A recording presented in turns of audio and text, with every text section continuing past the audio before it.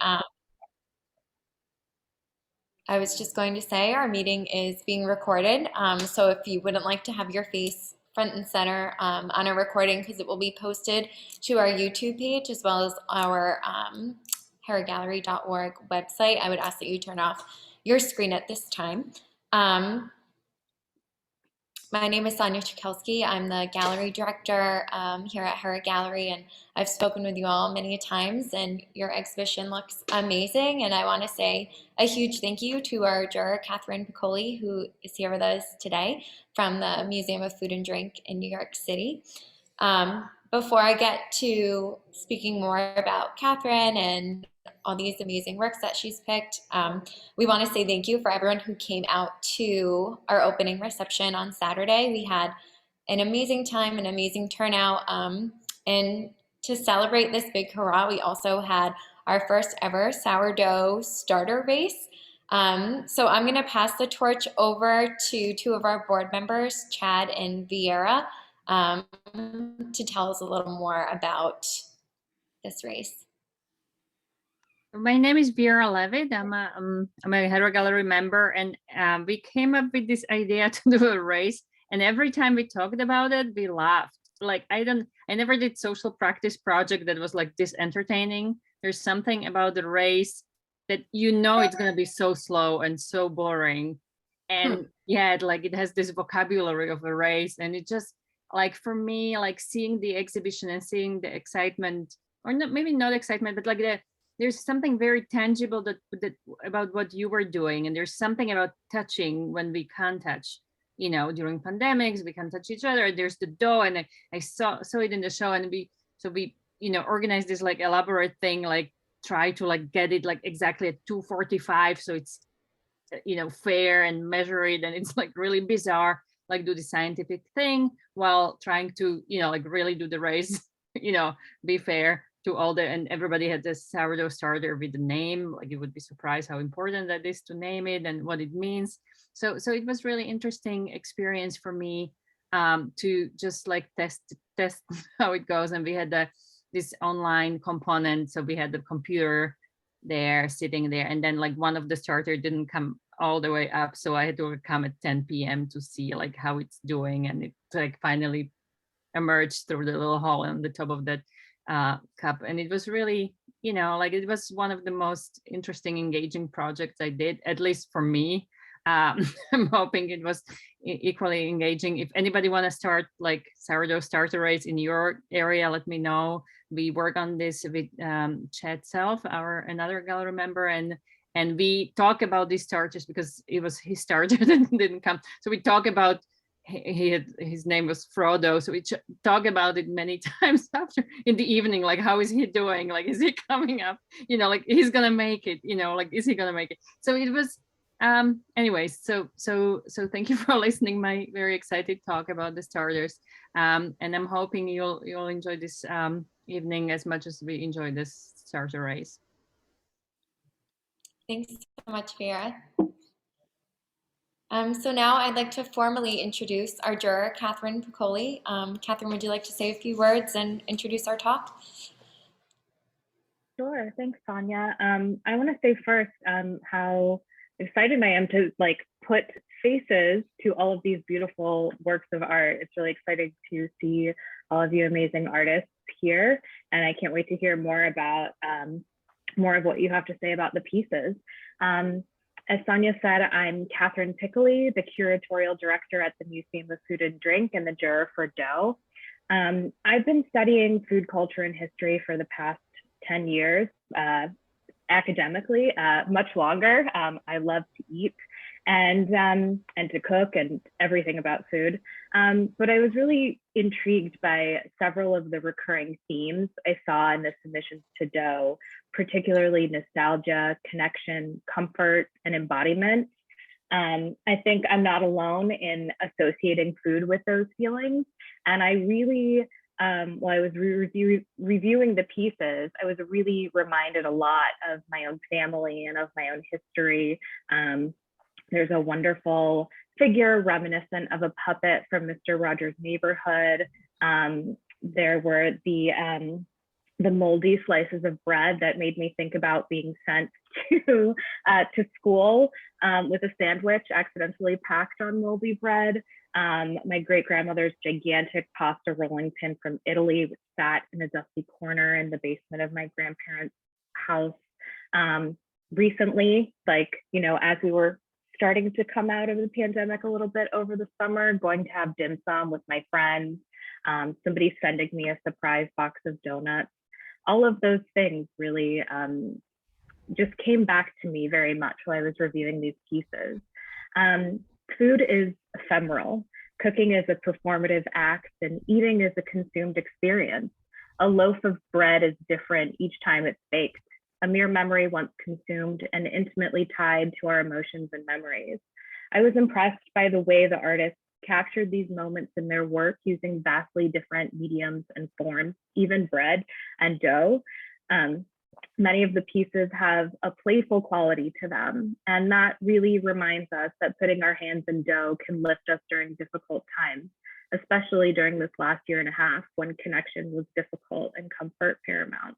So thank you to Sonia and to Hera Gallery for including me in dough, and thank you so much to the wonderful artists who are here tonight and those who are not for sharing your nourishing work with us. Thanks. Thank you so much, Catherine. That was beautiful. Thank you for sharing your thoughts with us.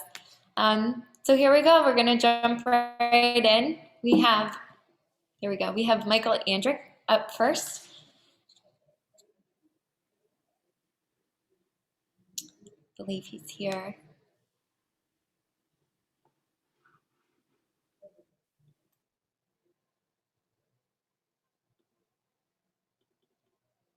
Okay. Maybe he's not with us yet. I can always come back to him at the end. Can round robin.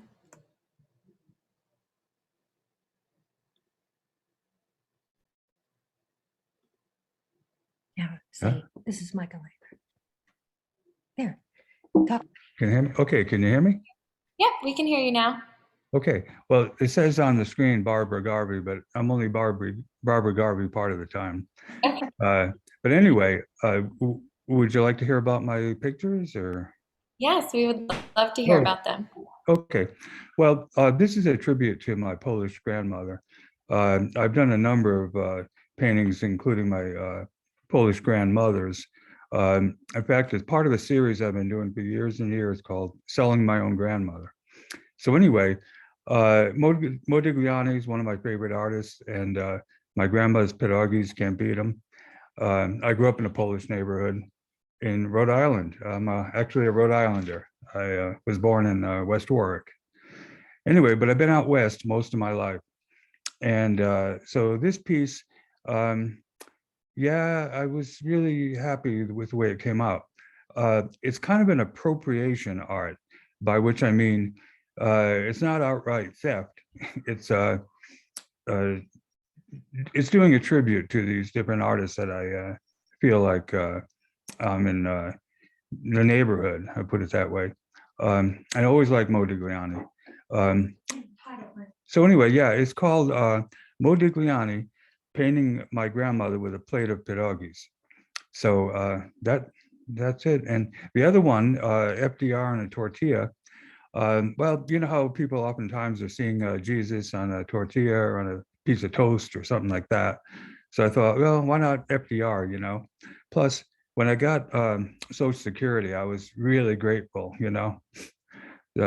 Some of the first steady money I've got, you know, I've gotten. So anyway, yeah, I really enjoyed doing that. Wasn't a lot of technique going into it. I basically gessoed a tortilla, glued it to a board, and then painted this picture of FDR. Say thank you. So thank you. And thanks for having me on. Thanks to the Hera Gallery. I really appreciate it. And sorry I couldn't make it to the show, but well, maybe one of these times I'll stop by. Well, I'm coming from Santa Fe, not Santa Fe, yeah. I used to live in Santa Fe. Come from Albuquerque. I've only been down here a short time compared to Santa Fe. I lived there about 35 years. So anyway, it's a great show. I've looked at it and wow, it's amazing what artists can do with red. So thank you. Thanks so much, Michael. Yeah, you're welcome. Next, we have Julia Barbie, who also has 2 pieces in the show. Julia, are you here? Yeah, I'm here. Hi, Julia. Would you like to say a few words? Yes. Let's see. I'm from Portland, Oregon, so I'm coming at 4 o'clock here. I've always used kind of autobiographical circumstances in my work, and that usually shapes my practice. And so becoming a mom really affected how I work, and I wanted to try collaborating with my children, and in doing that, I also decided to propose an artist residency that was like a generational experiment. So I included my mom also, and she really helped shape my creative path. And one of the things I brought along in the residency was a family cookbook. And I found this page that was her mom, Mary's perfect biscuits, and then her dad, Walter's best biscuits.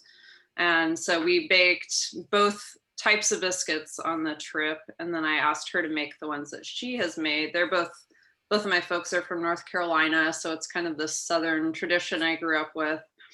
And then she shared with me after the fact that Walter's best biscuits are actually my other grandmother's biscuits. So I thought it was kind of a comical piece about the, I don't know, competition between 2 mothers and their recipe for biscuits. And I really liked capturing her hands in this video.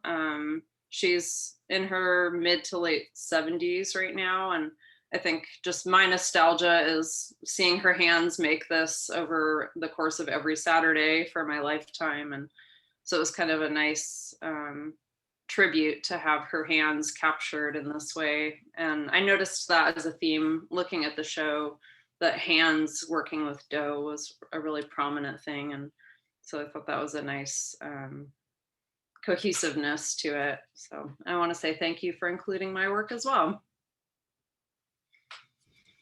Are we going to have questions at the end, Sonia, or can I ask now? We're going to save questions till the end. Okay, sorry.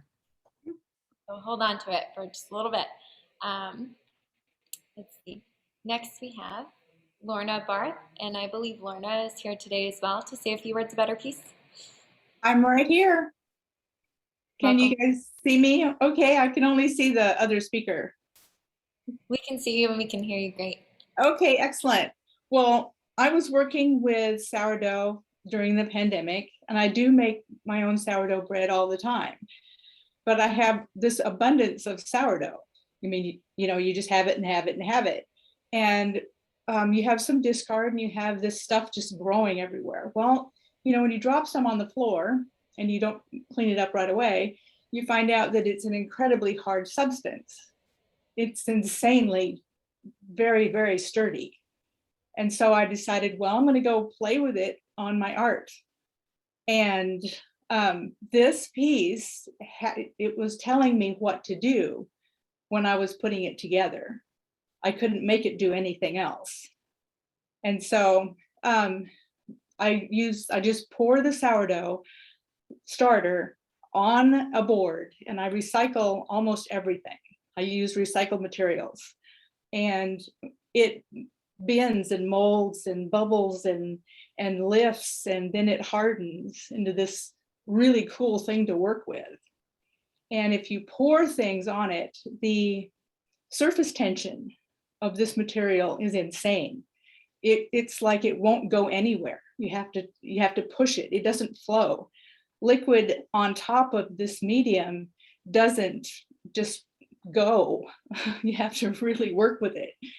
And so I put this together and I didn't know what I was going to do with it. And then this wonderful exhibition came up and I thought, I have to do this. I just have to send it.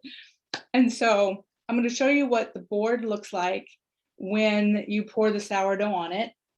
It looks really hideous. And so, can you guys see this? It's just really hideous.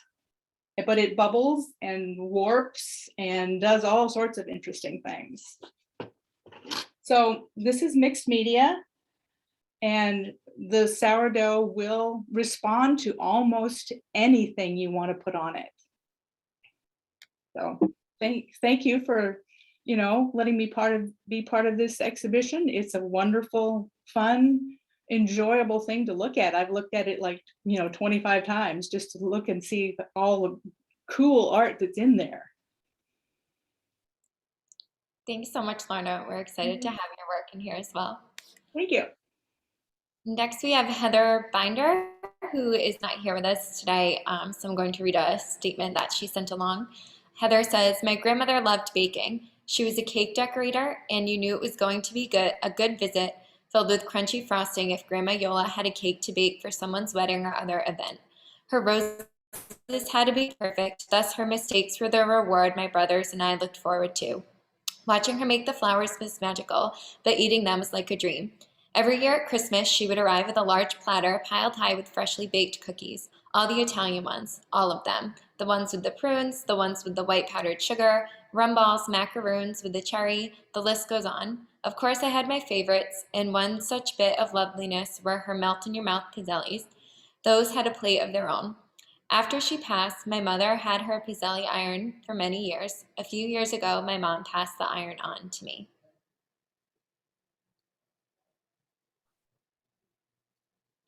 Next, we have Carol Bloom. And Carol isn't here today as well, so I'm going to read a few words of her own. She says, "Much of my work focuses on the figure. Some of my work is built and repurposed from a variety of found objects. This sculpture combines those themes and processes." So this piece here is made with some pita bread as well, with our dough theme. Next, we have Anna Booth, who is here to talk about her work with us. Okay, I'm right here. I was waiting to see myself on the screen, but I guess I just see you, Sonia. Can you hear me? We can hear you. Okay. Okay, terrific. And like everyone else, I'm really appreciative of being in the show. I'm very excited about it. And I'm sorry I don't live closer to Rhode Island to come actually see it in person. I'm a glass artist, actually, a sculptor, and I live in the Philadelphia area. But I was unbelievably excited when I saw this prospectus because I've spent my whole life, ever since I was little, as a baker, either by vocation or avocation. I was a pastry chef at a 4-star Northern Italian restaurant in Philadelphia for many years until I realized, or unfortunately found out, that I had a wheat allergy. So I'd be baking and I couldn't breathe. So I had to stop doing that. But I still really wanted to be involved with baking. So I ended up being a cake decorator and cake illustrator, working with like in relief with whipped cream, like fortified whipped cream, and sort of creating structures on cakes and building wedding cakes and sculptures out of cake. And it's sort of interesting, this is a confluence. Right now, it's a confluence with my son just got married on Saturday, and I spent all of last week, like 7 days straight, baking desserts for about 100 people and making a wedding cake. So this is sort of prescient. But I had written Sonia because in undergraduate schools, I was at RISD studying sculpture, and all of my sculpture was made out of bread at the time. And I worked in the foundry oven and in the foundry shop studio at RISD, where I would build armatures from chicken wire and then hand make bread dough and then apply it to the armature to create these forms and then bake them. And then I covered them with shellac. Well, this was about 40 years ago, so I was wondering whether it would be okay to apply with this work, but it's work that I've always really loved. So this particular piece grew out of a lot of research that I was doing into, let's say, Helen and Scott Nearing, or people who were living off the land at the time. A lot of 70s sustainability yeah, thinking about sustainability, really all of the things that have sort of 40 and 50 years later come back around now, that people are interested in. So I spent a lot of time, listening, watching documentaries of people living off the land and gardening and whatnot. So these things were born out of thinking about that. This piece in particular, which I didn't write in my statement, was, I also called it Dear President Carter. And it was because I made it at the time of the Iran, not Iran-Contra, but the hostage crisis.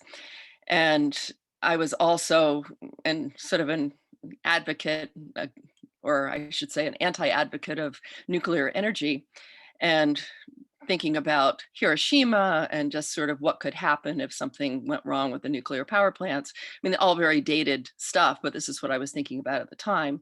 So I was thinking about Pompeian figures and what they would look like, and what would happen if we were in a nuclear holocaust. It's like sort of negative stuff, but that's where this came from. So this figure was studied with mushrooms, thinking about the mushroom cloud. And that's pretty much where it came from. And I guess I should say that now what I do is I'm a glass caster, and really so much of what I do has to do with baking. I'm baking with glass. And so now I'm doing something that's more permanent. These pieces no longer exist, or this piece that you're looking at no longer exists. So that's, thank you very much. Thank you so much, Anna. Next we have Bianca Abdibragi.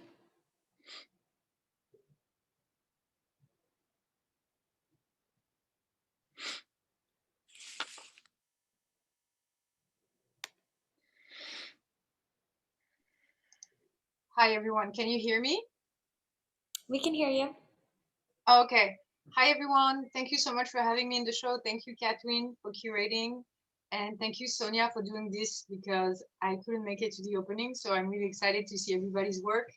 I'm obsessed with bread. And so I'm super happy to see everyone's work that talk about bread or that are made of bread.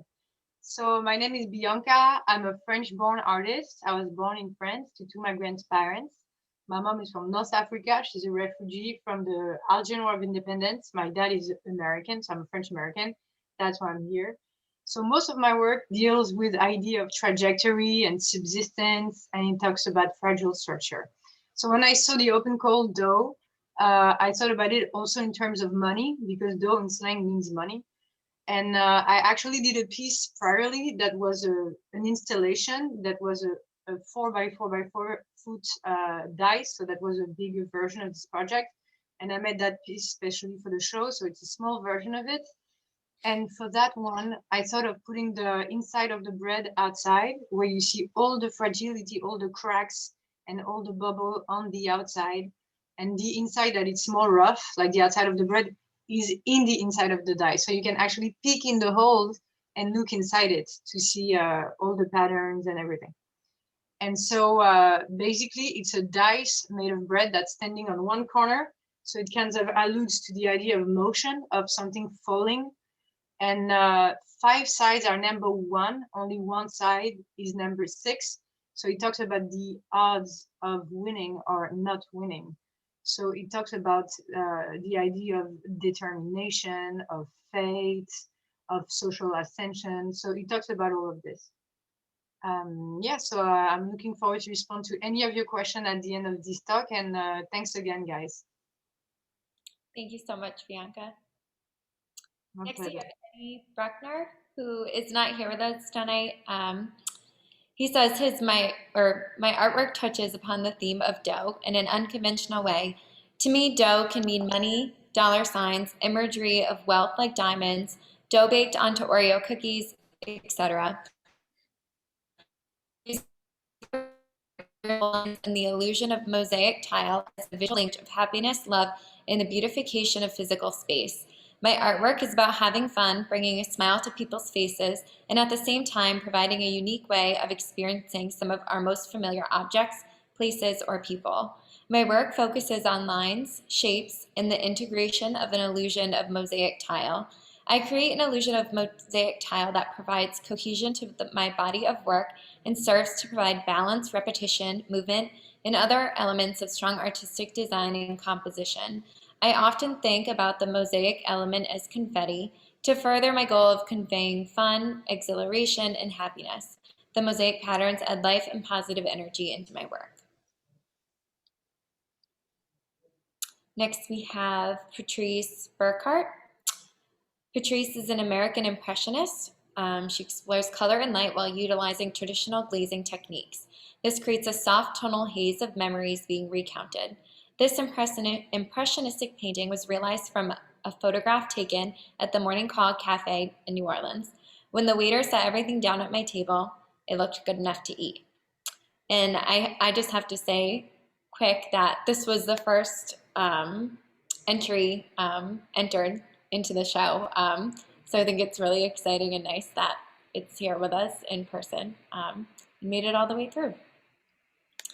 Next we have Elizabeth Caputo. She's not here today as well.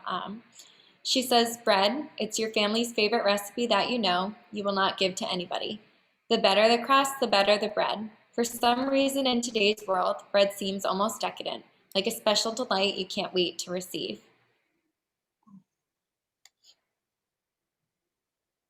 And next we have Lisa Chan, who I believe is here with us today to say a few words.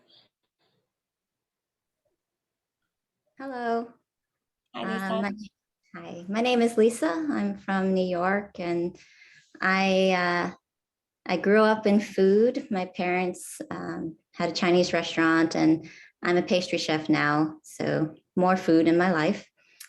And I really the part I like about food the most is you can take the most basic ingredients and transform them into something more. Like, you know, dough is the most basic thing ever, but it can become so much more, but only if the person that puts their hands on it has a vision and some knowledge and the bravery to explore. So that's what my painting is about with the rolling pin and the dim sum one. I love dim sum, and dim sum isn't dim sum without buns and tea. And I thought it would fit this exhibition because you need dough for buns. So that's what it is. Thank you so much. Thank you. Next we have Kat Dimiani. She says, this is a nostalgic painting of making homemade spaghetti. Dimiani used to watch her Italian grandmother make spaghetti. It was fascinating watching the dough being formed and then rolled out paper thin with a big rolling pin. The dough was folded and cut very narrow. If you saw it, you would think it was rolled and cut by a machine. A few years ago, Pat decided to recreate her grandmother's skills. Making spaghetti is an art in itself. At first, it didn't come out right, but after a little practice, it was just like her grandmother's spaghetti. Both of Pat's grandmothers would be thrilled to see that she followed in their footsteps. The dough exhibit is very nostalgic to Pat. She hopes everyone enjoys seeing her art as much as she enjoys creating it. Next, we have Madeline Davis. She has a few pieces here with us.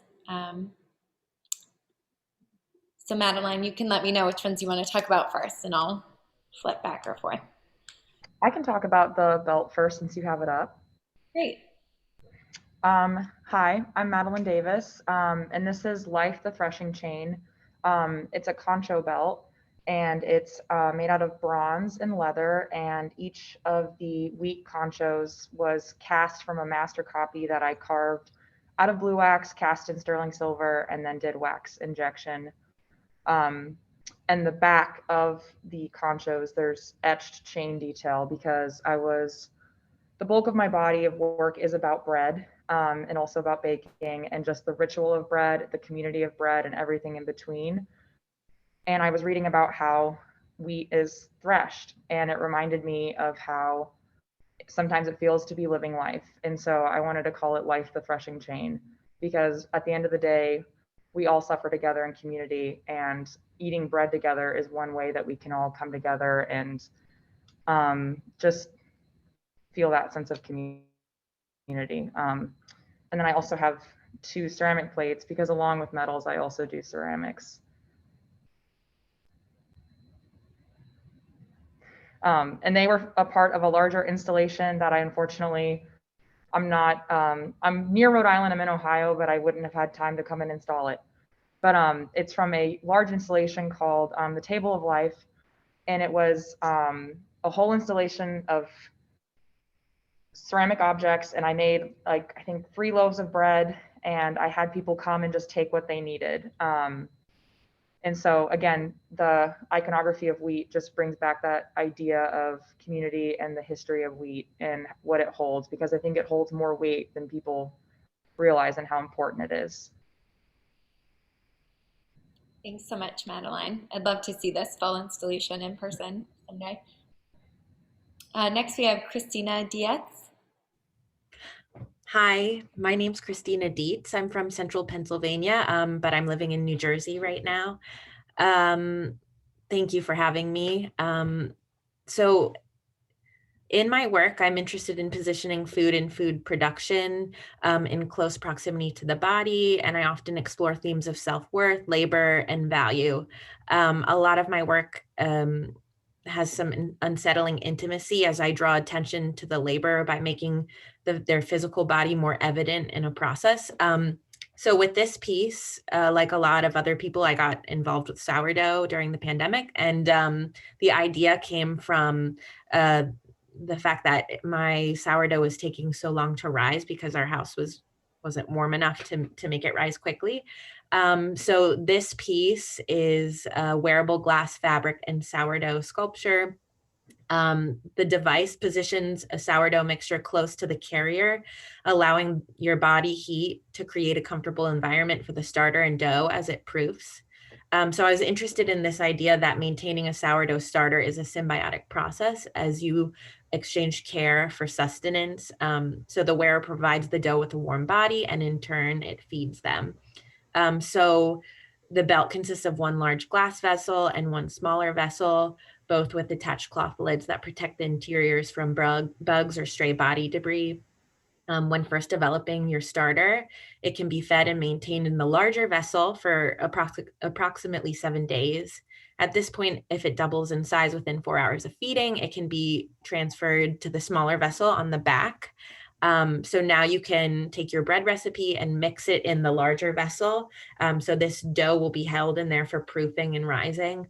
And the human body maintains a 98.6 degree temperature. So the bread belt is designed with thicker glass walls to block some of this heat because the ideal sourdough temperature is 70 degrees.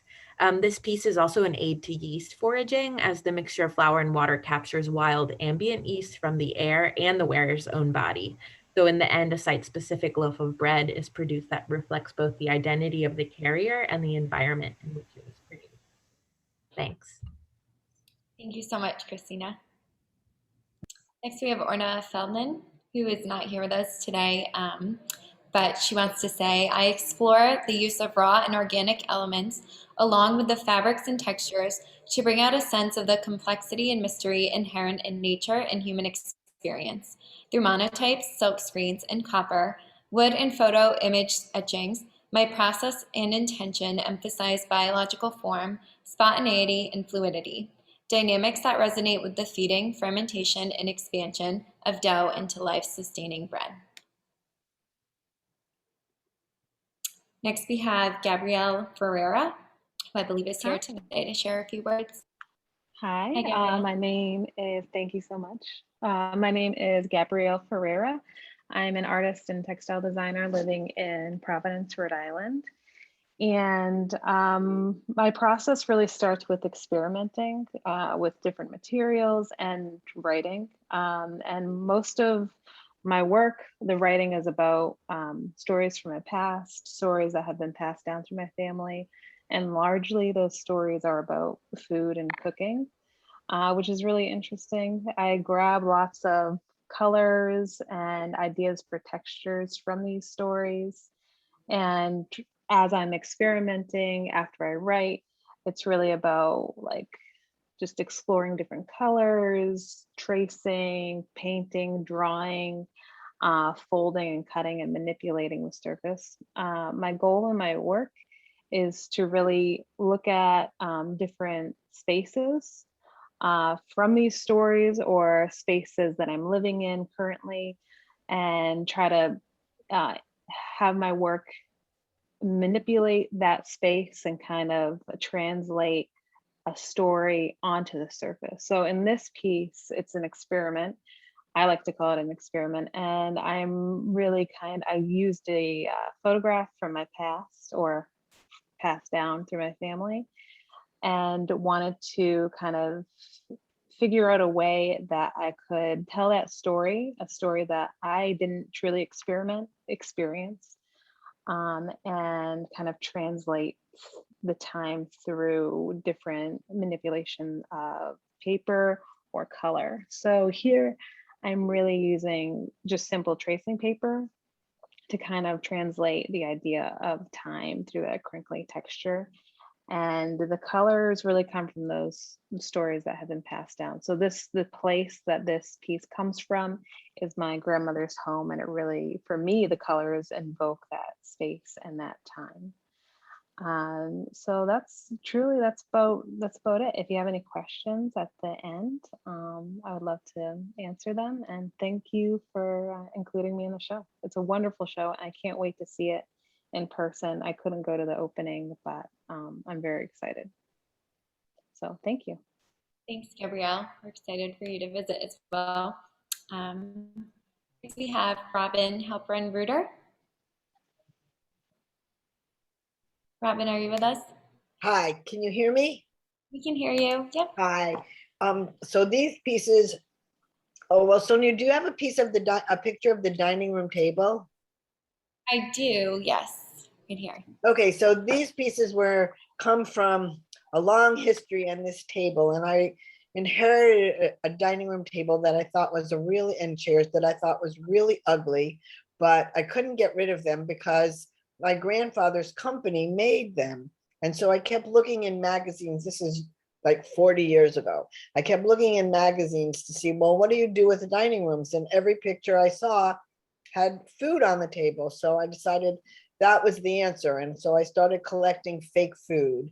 And now anybody that comes to visit just brings something crazy to put on the table. And we used to clear it off when we had company. And then people said, oh, well, I want to see the table. So now we just move it over when people come for dinner, and we set up another table, and then they can see this.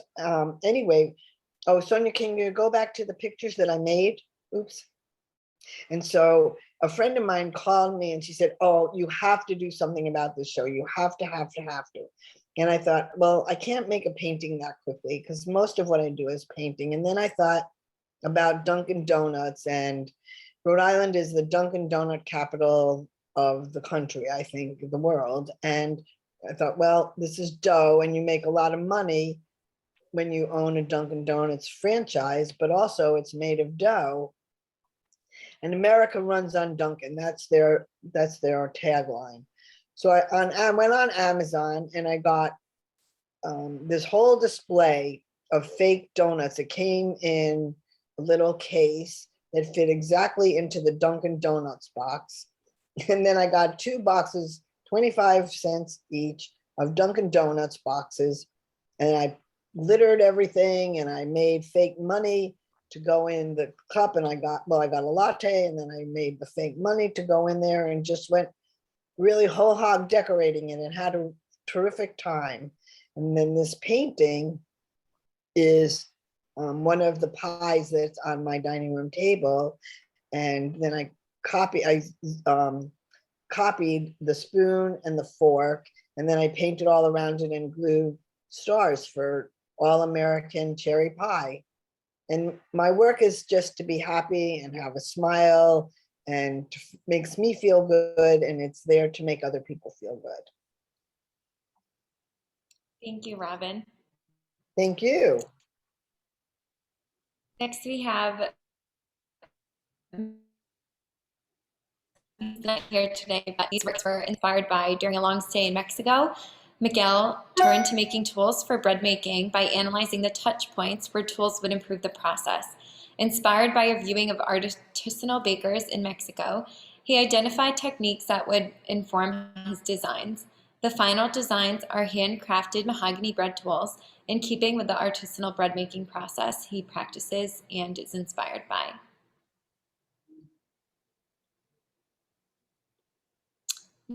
Next, we have Gigi Salige, I believe is here as well. Yes, I'm here. Can you hear me?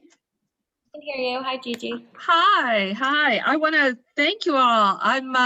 This is such an exciting show to be a part of. It's really, really inspiring. So I think all of the organizers, I'm honored to be included. I'm an artist living in Venice Beach, California, as well as in New York. This piece actually came from COVID. I actually think of myself as a screen printer, but during COVID, like a lot of people, I had to improvise something else that I could do since the print shop where I worked was shut down. And so I thought I would try watercolor because I figured we'd only be locked down for a couple of weeks and how hard could it be? So, but it turns out watercolor is very hard, which is good because we were locked down for a very long time. A lot of my work has to deals with pop images, especially food, especially sweets, candy, and other kinds of industrialized food. And what I'm very often interested in is the sort of the relationship of the organic food, or an organic thing that is literally formed through machinery, and that has to take on the geometry of the machines that made it. So you can see clearly, I think that I owe a debt to Wayne Thiebaud. I'm very interested in not only the geometry of this pastry of donuts, but the shadows that they cast. I live in Los Angeles, where we have a very active donut culture, as well as beautiful, sharp shadows. And when I was locked down and couldn't think of what to draw and had no models available to me, I found a donut shop that provided, I'll confess, a dozen models. I ate 3 of them. So that's why this painting has only 9 donuts in it. But again, I thank you all for including me. This is a wonderful and really inspiring show. Thank you so much, Gigi. Next, we have Roxy Savage, who has a few pieces as well. So Roxy, let me know which ones you want to talk about first. Hey, can you see me? And can you see me? Because I can't see me, but that's fine. Can we go to the other one first? Yep, there I am.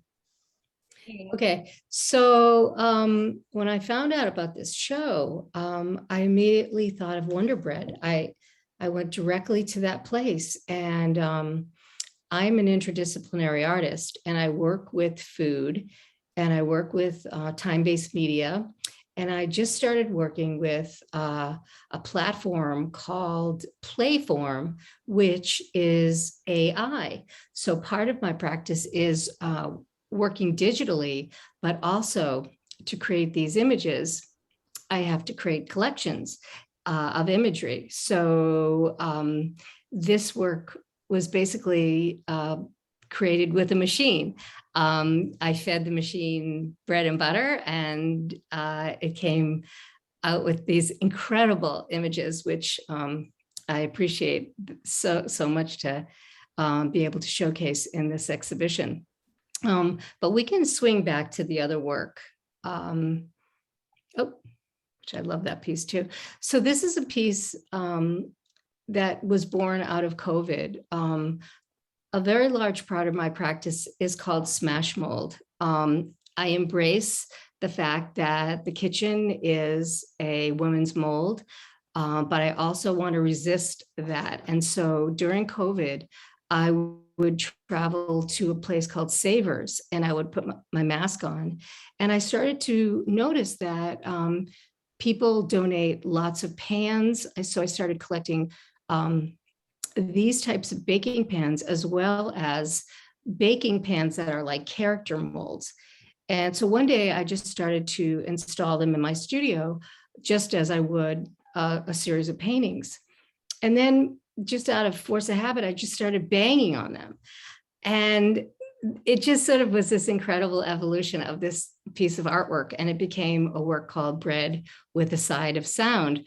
And thank you, Hera Gallery, and thank you to the juror for choosing this work, because it really, it also created a sort of this conceptual idea of, well, do I put the work with my own sound in it? So I started to record my own sound, and there's a QR code in there. And I believe this work is very, very much of an evolution in my practice, because I just love the idea of making sound and making noise. I was at the reception on Saturday, and I saw everyone's work, and it was an amazing show. And people just came up and started banging on these pans. And it was just a really exciting moment for me to see this sort of my collection become an instrument. And also, you know, the idea of a woman in the kitchen resisting using the means of domestic life. And I could go on and on and on, but again, thank you for having me in the show. And if I'd love to respond to any questions that you have. Thank you, Roxy. Next, we have Joy Lynn, who's not here with us today as well. We have her little bread mobile painting here. And I just love, if anyone has noticed, that the license plate is a loaf. So thank you, Joy, for sharing this work with us. Next, we have Michelle Marcotte. Hi there. I'm Michelle Marcotte, and I'm in Lewiston, New York, which is just along the Niagara River, 2 blocks from Canada, where I spent the first 50 years of my life. So I'm a Canadian American, and about more than 90% of my my art has to do with food, or includes food, but it's not always about food. That my paintings are really about family and life in general, through the prism of the foods that we prepare and we enjoy and what they mean to us. And it's that meaning that's sort of most important in my paintings, because you know, as many other people have pointed out, food is so important to us in terms of heritage, memory, who we are, the things that interest us. And I started life as a home economist and spent most of my life working in food science and technology. And now I spend most of my time using food to talk and to tell a story. This particular piece is called Bored Brother-in-Law Bread. My brother-in-law is an engineer, and he spends most of his time renovating houses and fixing up old places and building chicken coops for people and things like that. But during COVID, he wasn't able to do that very much. So he started baking bread, which is not something he normally does.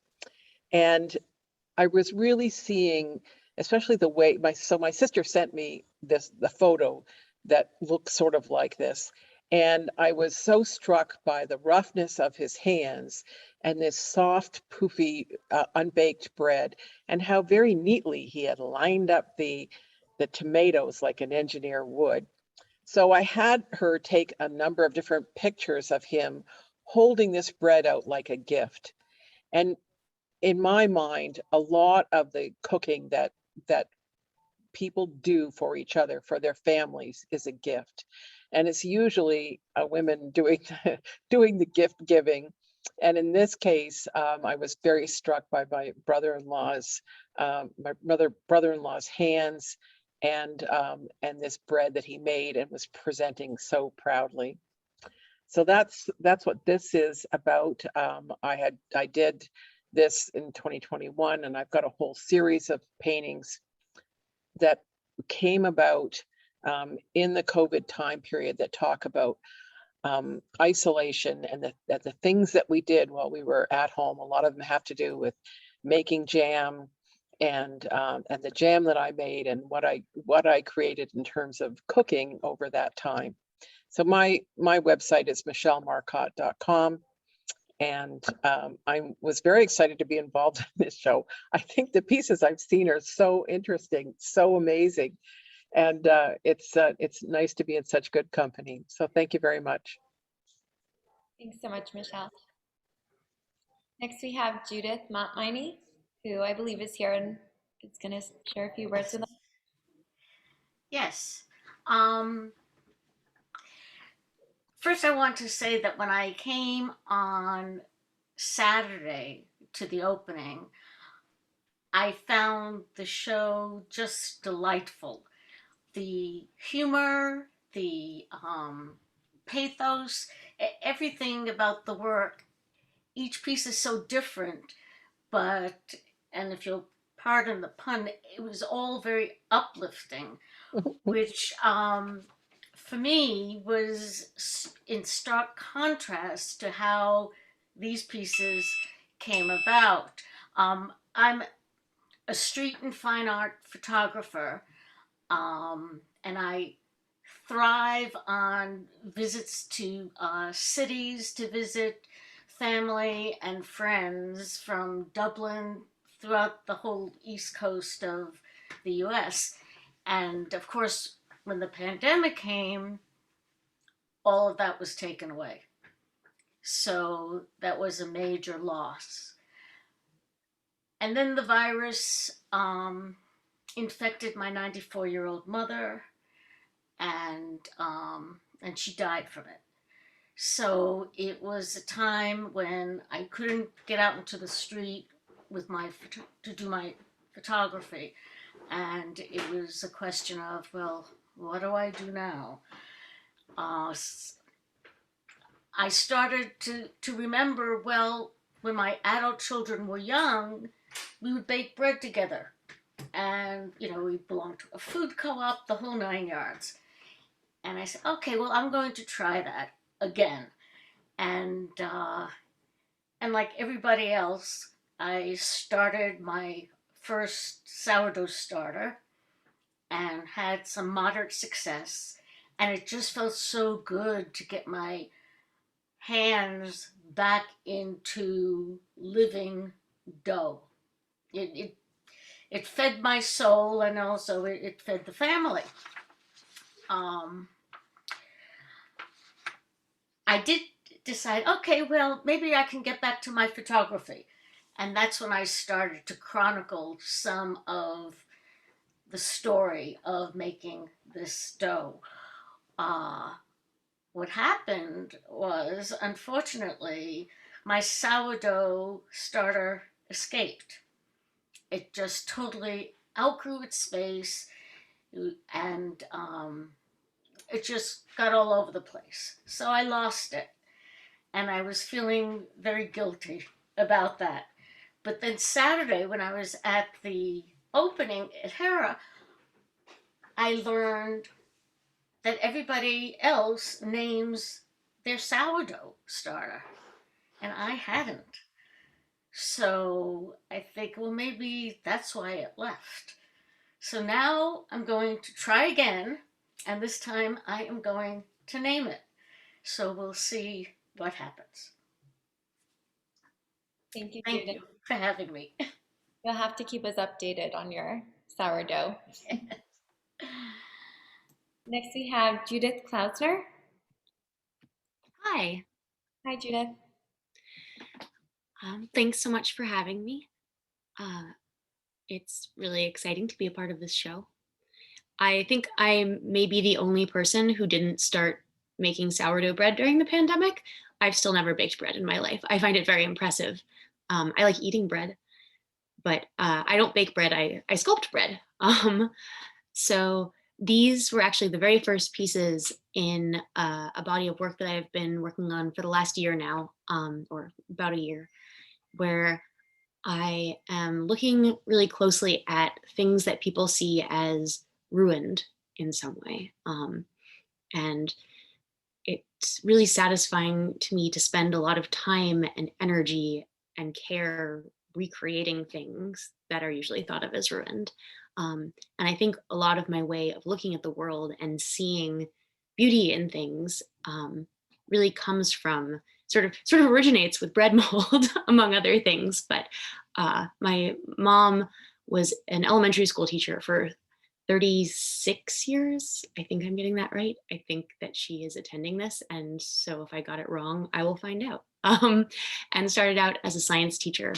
And when I was a kid, if something went moldy in the refrigerator, before she threw it out, she would call me over to look at the mold, and not in a, oh no, this was destroyed way, but in a, hey, look at this cool thing that's happened. Look at this interesting thing that's growing. And I think that really impacted the way I've looked at the world my entire life. And it's something that now my husband and I do as well, that if there's something that's gone moldy, before we throw it away, we'll call the other person over to come and look at the interesting mold that's grown. So it's also become a point of bonding. And I think mold is beautiful. I love the textures. It's fuzzy. It can kind of cute. I don't know. I think we're all sort of slightly programmed to think that things that are fuzzy are cute. And I just really love delving into those details and trying to recreate the beauty that I see in it, and hoping that by spending so much energy on recreating it, it will cause maybe somebody else to take another look. Thank you, Judith. Next we have Carrie Mae Smith. Carrie says, I am a multidisciplined visual artist interested in food and form. My background working as a chef, farmer, and woodworker, combined with my formal training in painting and sculpture, underpin my work and explorations. My paintings and sculptures investigate historic utilitarian forms and the power dynamics they embody, as well as the material culture of foodways. My first job as a teenager was working in antique stores. I loved learning how objects embody history and ideologies of the time periods in which they were created. The antique objects helped me to connect with histories that were otherwise abstract to me in books. As I have developed as an artist, my love of antiques, how they embody history as well as food and foodways, have continued to be my primary instincts. And next we have Meena Temple. Hello. Hi, Meena. Hi from California. I'm Meena Temple. I live in Monterey, Carmel area. And I have to say that the title of the show, it cracks me up. I mean, I absolutely adore bread. I grew up with an Italian grandmother, and I grew up with watching her make pasta and pizza dough dough has always intimidated me. So I just love what this whole show is about. I wish I could be there to see the actual exhibit. Thank you very much for allowing me to be a part of it. I'm really happy. It looks like a wonderful show. I wish I could see it in real time. My work is ink on paper. I work very intuitively. This was not meant to be anything when I first was working on it. And it's a piece that I kept coming back to for like over a year and a half. I had just pretty much done the bottom area, and which is more like what you would envision like a bagel. And I just kept looking at it and looking at it, and I started stacking it. Another 6 months would go by, I would add another piece. And I wasn't letting it go. And then all of a sudden one day I just looked at it and I was like, oh my God, it looks like breakfast. It's like a bagel and eggs and bacon. And so when the show came out, when I saw the show, I wanted to submit something for it. And I had just titled this piece, Breakfast of Champions.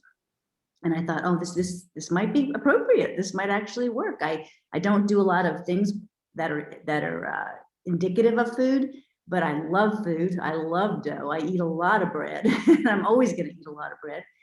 And I'm just very glad to be here and to be a part of it. Thank you. Thanks so much, Meena. And last we have Jillian Vicara with her work, The Kitchen. Jill says, my art is an exploration of my long-term memory with a focus on familial relationships. Each work functions as an emotional response to my past, fabricated to depict the fragility and loss that permeates the act of recollecting. Before I begin a new work, I situate my mind in a previous time.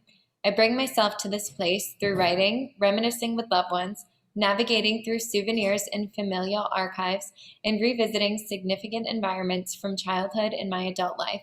When I arrive in the past mentally, I respond with my material Personal souvenirs are integral to my practice as they function as objects of remembrance and assist my recollections. I share intimate parts of my personal history so that others may feel connected through a similar sense of vulnerability, appreciation, loss, and reflection in their own life. So now I think we can open this up to a Q&A session. So I will flip through our works so we can spark some or remember some questions you might have had as we were talking. And as we're talking about a specific work, I will go to that specific image. Just remember to unmute yourself to ask a question so that we can all hear you.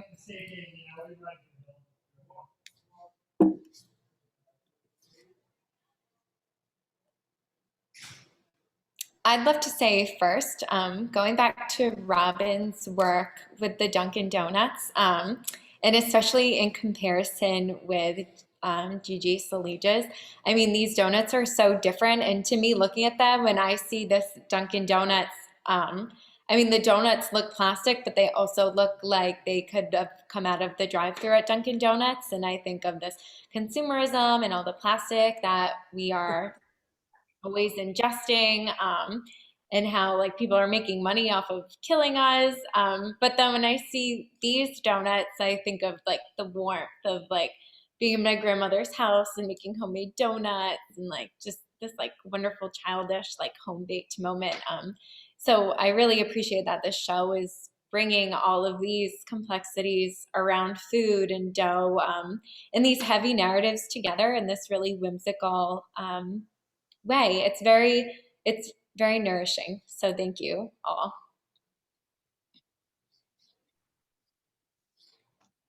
I had a comment, but I had like 20 other ones after I asked the question. But you know, like I feel I am European, so like for me, like a lot of this like artworks kind of underline like your Americanness, like you know, like the donut, like the literary thing is just so kitschy and American, and like unhealthy. And then we have this like very healthy, very slow food trend of like really understanding the physics and have, you know, I love the idea of you know, the Christina's carrier wearable sculpture with bread. Like there's like all this science that is so deep, and we all had time to kind of understand like the temperature and like how does it behave. And you know, we would share, like Judith, you mentioned the starter escape. I don't understand why you couldn't reuse that, but if you, so I have so much starter because I train mine so much. So if anybody lives locally, please let me know, because I was gonna make this, which was my question to Julia, like why are there only 10 of those amazing biscuits? Because I photographed the recipe. Is this your intention to because like I was gonna make it, but then I had too much starter, so I couldn't make it just yet. But so I was curious, Julia, you know, is this, how do you want, like there's so much about sharing. I shared the starter with my friends and enemies, whole street had them. So Julia, did you intend to share, and do you want us to bake these biscuits? I think that would be great. Yeah.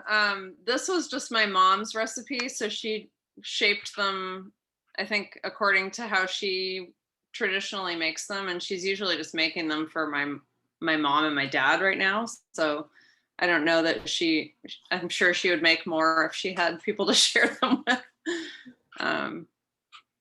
But yeah. Do you expect people to bake it at home after they see the show? That would be great. I would love to know that people did. Yeah. There was something inherently sad about that unused part of the. I know. Like, oh. We were in a borrowed kitchen, so we just kind of had to work with what we had. I was like, oh, they look so sad tucked at the end there.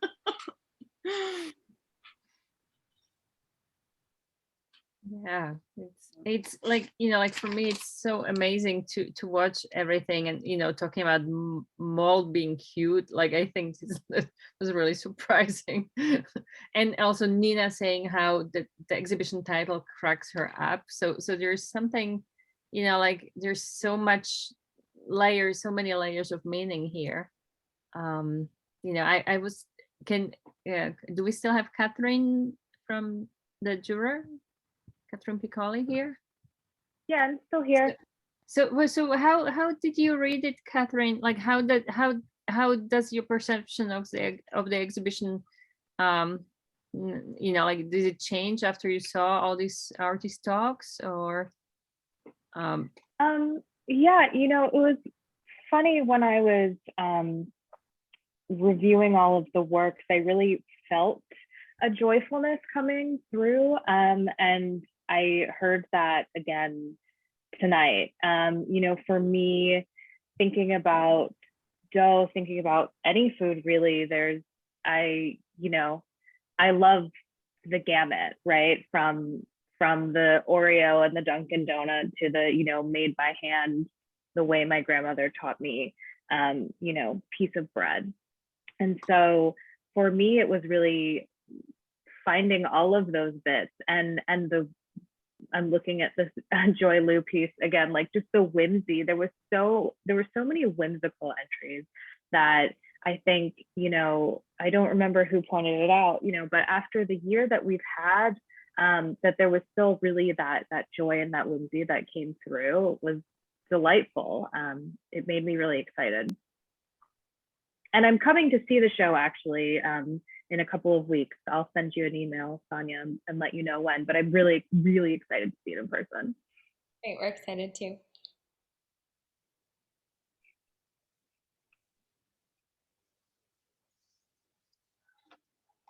Julia, in watching your video, I was impressed by how delicately your mother's hands handled the dough, very gently.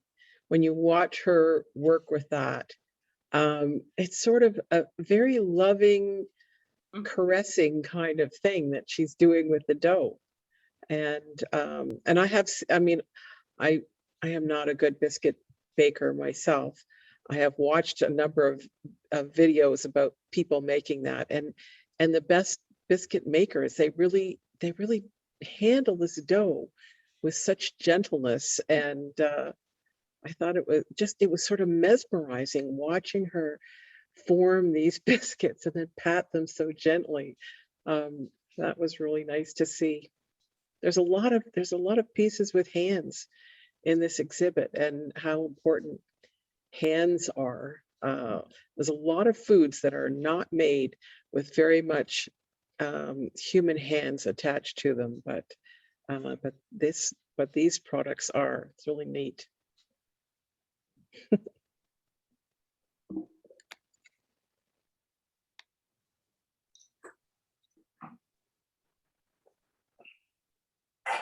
Did anybody want to comment on the gender of, at least when I look at my screen, there's a lot of, you know, there's more one-sided. Did anybody want to talk about it? About how you feel? How you know, are we women in the kitchen, or is this coincidence? Well, surely when you're dealing with the domestic realm, you're dealing with the feminine realm. And I imagine that is unavoidable. And for me, and I don't know if others have the same experience, I think as an artist and as a woman, I think I rejected a lot of the work of women's hands as I was growing up. I thought of it as anti-feminist to embrace cooking or embroidery or knitting or all the things that my mothers and my grandmothers did. And it's only as time goes on, as I've gotten older, that I actually, not only do I find sort of pride and satisfaction in the feminine realm and in the domestic realm. And so for me, strangely, it's something that I've come back to rather than something I started out with.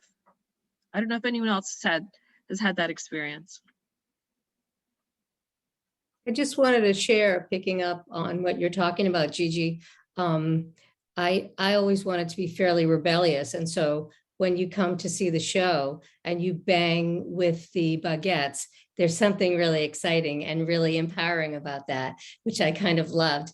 The other thing I wanted to share was when I would collect those pans, they smelled like butter and they smelled like people's kitchens. And I started to think a lot about how many women's hands were on these pans, and how many biscuits were baked or cookies were baked. So there was that whole kind of like history of women's, as someone suggested, gifts to others, to make for others.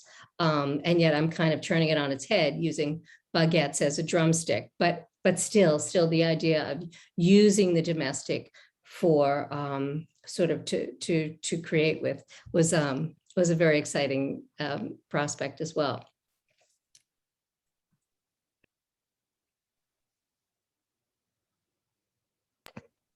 I was in university in the mid 70s, which in Canada was sort of really at a peak period for the whole feminist movement. And I was studying home economics and foods and nutrition and food science. And I didn't really, I saw that people thought that was an anachronism to be involved in the feminist movement.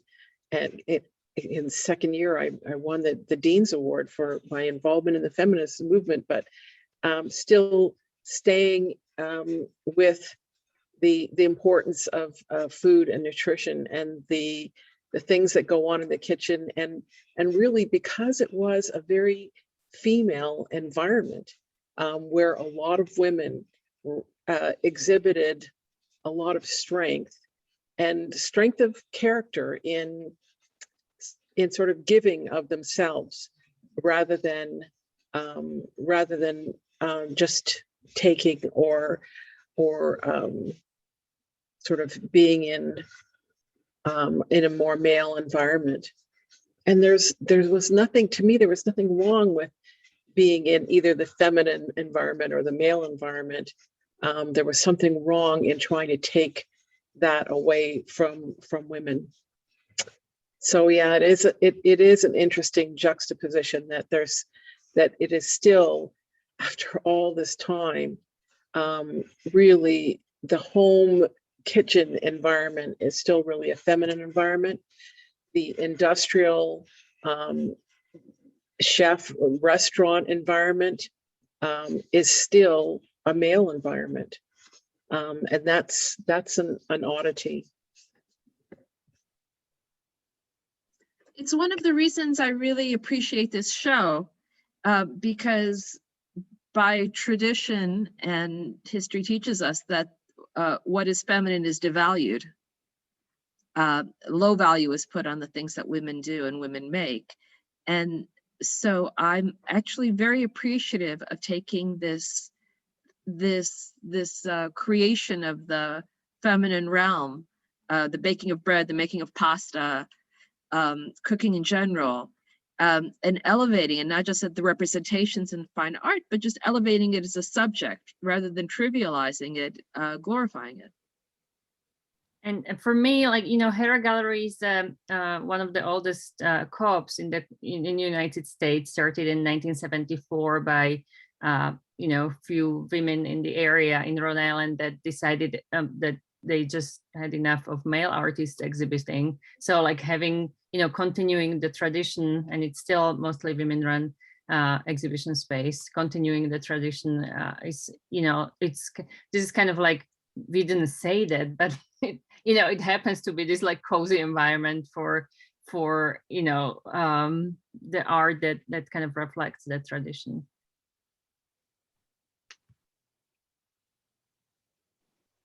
One thing I thought was so interesting about Christina's piece is that I think it's amazing.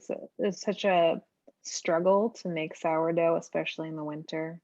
And I face the same difficulty. And especially just the way it's placed. Initially I saw it and I thought, wow, it just looks like a womb, and you're providing that warm environment for this thing that needs warmth and needs life. But also talking about the male versus the female in this space, it's like anyone can wear this. You're allowed, probably, I know of lots of men that bake bread. My brother would love this, to wear this, to have that experience, but also, is it like, I don't know if you planned that, or is it, how do you feel about like a man wearing this? Not that, I mean, I wouldn't really, I don't know, it's your piece, so can you speak to that a little bit? Sure, It's yeah. beautiful. I love it. Thank you. Yeah, it's definitely anyone can wear this belt in my mind. I did think about the idea of it looking like a pregnant stomach, and also playing with the humor of like this idea that when you're pregnant, you're sustaining this life for so long. So like the idea that the end you could like eat it when it came out, like what do you get in return, you know, jokingly, when you're carrying this piece. And then when you're taking care of a sourdough, just like feeling kind of like it's like a pet or something that you're watching and caring for and feeding, but then in the end you do get to eat it. So yeah, and that's why also I wanted to have like a little bit more of a neutral mannequin. I did play with it on a mannequin with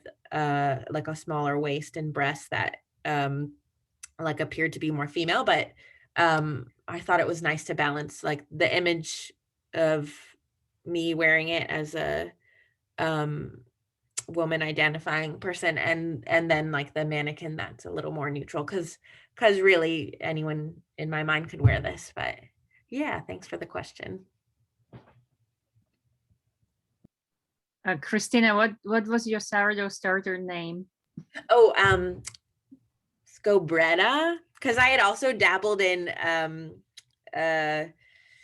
doing a lot of kombucha. So that was Scobecca, which was my kombucha. So like Scobretta, the sister of my other fermentation experiments. And mostly like the funny thing is I still have this sourdough and I haven't baked with it in like months, but I'm just sustaining it because it feels kind of historical. It's like almost 2 years old now. And a lot of the fermentation experiments I'm doing some sauerkraut right now. I've worked with different fermentation, but it ends up being more experiments than something I'm making to sustain myself and to eat. It's like feels more like an experiment to me. So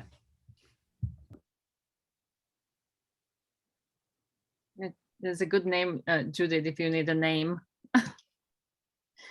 Do we still have Judith here who was gonna name hers? Yes. Yeah.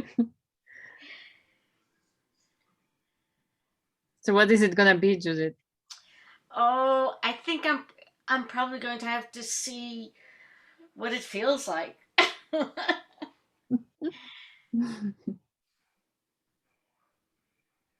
Yeah, we had and this is a shout out to South County Bread Company who participated on this show. Like they entered the competition and they provided really yummy pastries, and they had two names that were the daughter. Well, originally it was daughter of the owner, and then his son was born, so he had two names. But apparently he has 7 starters that he didn't talk about just yet until he got prompted. So it's a whole, it's a whole universe of these things.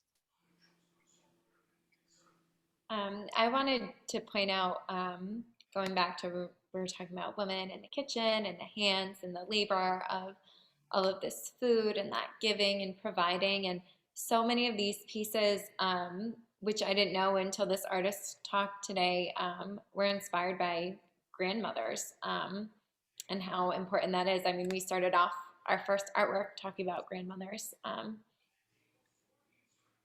So I don't know if anyone has anything else they want to add in about that. I cherish my grandmother, so that really stuck out to me as well. I actually really love that point. I feel like the heritage from where we all have come from is huge, and dough, any form of it has a comfort value that goes with it, and it's just, gosh, it just makes you feel good, just like your grandmother.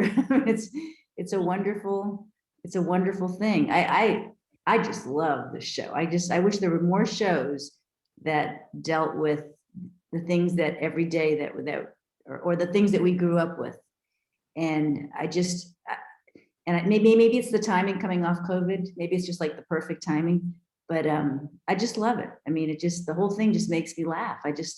It's so wonderful. And I love everybody's work. I love the imagination that's gone into everything. And gosh, I wish I could see the real show. It's just so cool. The fact that we're talking about dough for so long is like so funny. It's like, I love it. I love it. I wish I could be there. I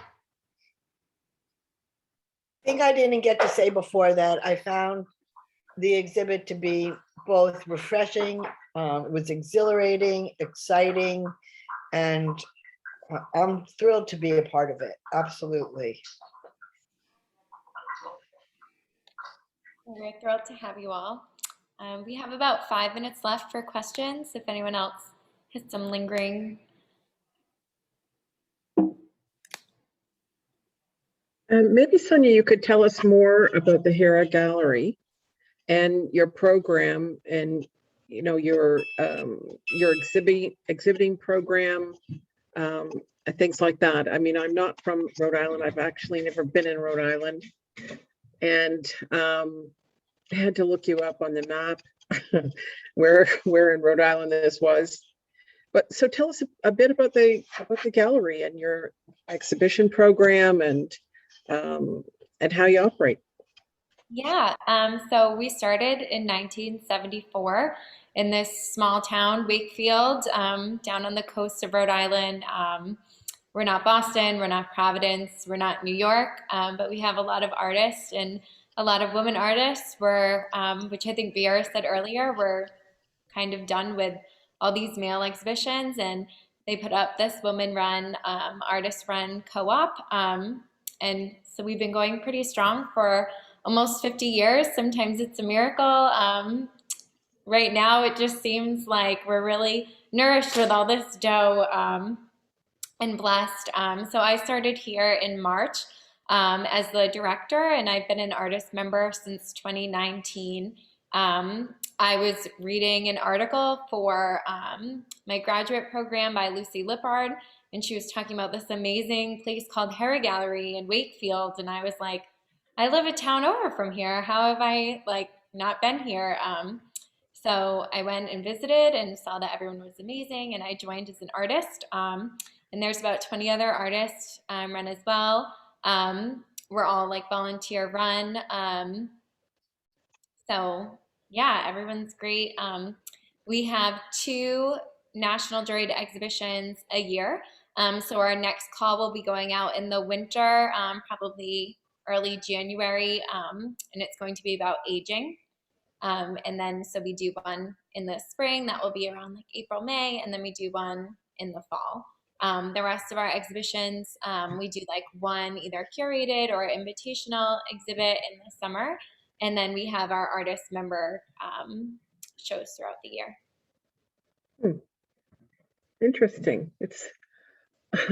It's interesting to find a gallery that does want to focus on work by women artists. It's here in Western New York. Lewiston is a really terrific town with a village at its center.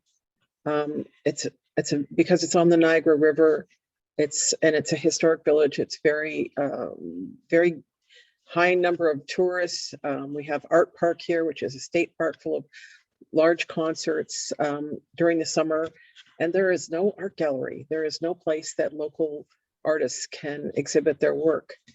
And there is the Castellani Art Museum, which is part of Niagara University. And they do focus on contemporary and modern art, but I don't think they've bought much modern art in the past 20 or more years. And so it's kind of difficult to find exhibit space here. And I really wish that there was a gallery like this nearby. Michelle, find some bunch of girlfriends and, see whether there's empty storefront. Yeah. Or laundry, the Hera. I was gonna share the screen if I can, just for 1 second, just to show you, couple of images from that time because it's kind of interesting and talking about domestic, like that's kind of few archival images. Just like, like I feel like these ladies just, did it. In this laundry room that was probably not the best place for, for too many other things in the middle of this little town that I know some people said like if they when they drove through Wakefield, that is very, I mean, it's quaint village, but like if you see like there's some contemporary art scene, you feel like, okay, I can settle down here and live here because there is a community of people that are like-minded.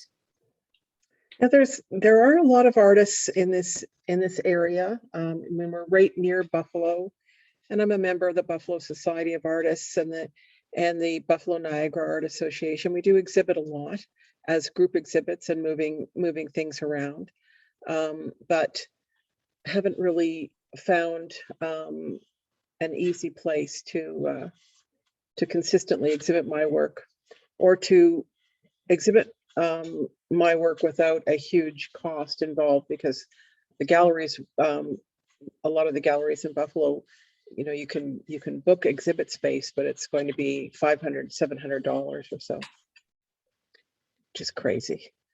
So, anyway, thank you so much. It was really lovely meeting you all. Nice to hear and nice to see, the younger women artists and their take on these things. Different than us older grandmothers. Well, nice I to see you also just guys. want to say that Rhode Island is a gem. And if you've never been here, you don't have to come and stay, but you have to come and visit. We are an awesome place, the littlest place in the whole country, but it's wonderful. We have more shoreline than any other place, and the food is great, the people are great, the art is great, and just come on. Come All visit. right, maybe I'll come this summer. That'd be great. Very nice. Well, thank you so much, everyone. Bye. Thank you so much. That was wonderful. Everyone, thank you so much. This is recorded and we'll have it posted on our website, hopefully by tomorrow night. Depends how long it takes to upload to YouTube.